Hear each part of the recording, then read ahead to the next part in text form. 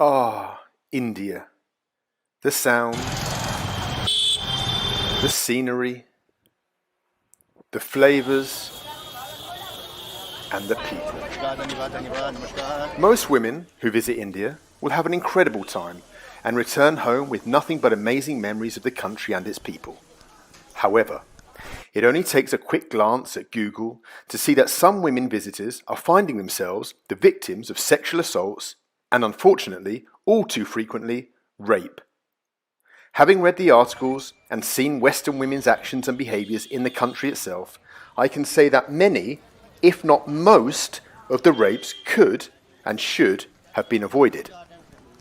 Now, I know perfectly well that in this time of PC talk and feminist ideology, to say that a female rape victim could somehow be responsible for the heinous crime committed against her is akin to hate speech.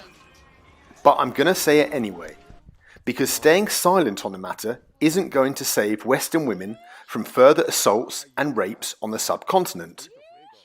First of all, we have to accept that whilst no woman ever deserves to be raped, some of them are, however, responsible in large part for the crime committed against them.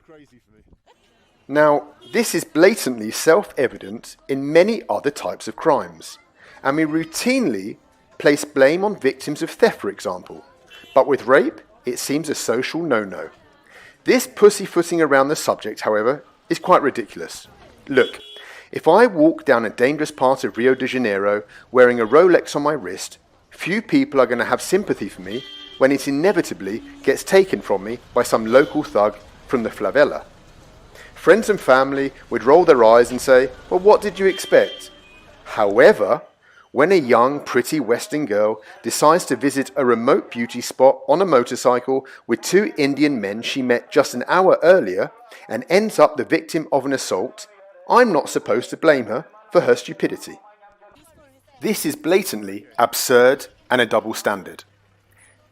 The fact is that Western women are being raped and assaulted in India in large numbers, almost entirely because they are behaving in ways there that they would not behave back in their home countries. So here's an example of that. Just recently, I was in Dharamsala. I was sitting in a cafe and happened to listen in on a conversation at a nearby table. A young American girl was approached by a local man that she didn't know. They chatted a while, and after about 20 minutes, the Indian guy invited the American girl for a smoke back at his place, where he said he had some good weed. She happily agreed, paid her bill, and left with him.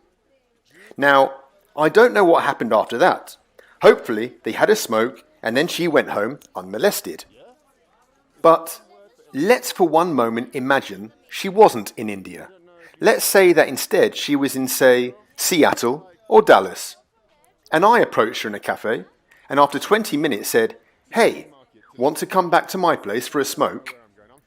Now, would she so readily get up and follow me, a stranger, to an unknown location, not knowing what the hell she would find there, or exactly what my true intentions were? Now, I'm not a betting man, but I'd hazard a guess and say that she wouldn't. And so, the question is, why is it that Western women in India routinely take these chances and have such a disregard for their personal safety?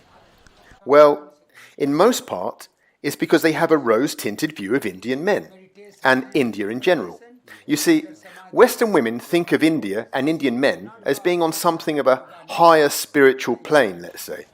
They seem to think that every rickshaw driver or tourist tout has the keys to enlightenment just because they happen to tell them the story of how the god Ganesh got his elephant head.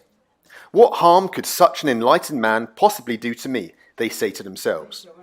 But what they don't realize is that Indians are no more enlightened than anyone else. A rickshaw driver in India is just a rickshaw driver. And if he invites you, an attractive, seemingly available young woman, to his room, well, it's not to discuss the path to nirvana. It's to try to achieve more earthly pleasures. To think anything else is to simply be naive. So, the real key to not being a victim in India of any kind of sexual assault is to remove the spectacles and see India and Indians clearly, without any kind of filter in front of your eyes. Only that way can you, as a woman, avoid getting into situations there that you avoid routinely back home. So, for example, if you would not hitchhike solo and accept lifts from strange men at night in your own country, then don't do it in India. If you would not go on a remote hike with two men you had only just met in your own place of birth, then why do it in the Himalayas? You see, the majority of men in India are cool and friendly, and they really wish you no harm whatsoever. And the idea of assaulting a woman to those men is a complete anathema to them. But, unfortunately, there is also a, let's say, less scrupulous section of society that sees Western women in their shorts and figure-hugging t-shirts as, well, no more than easy prey.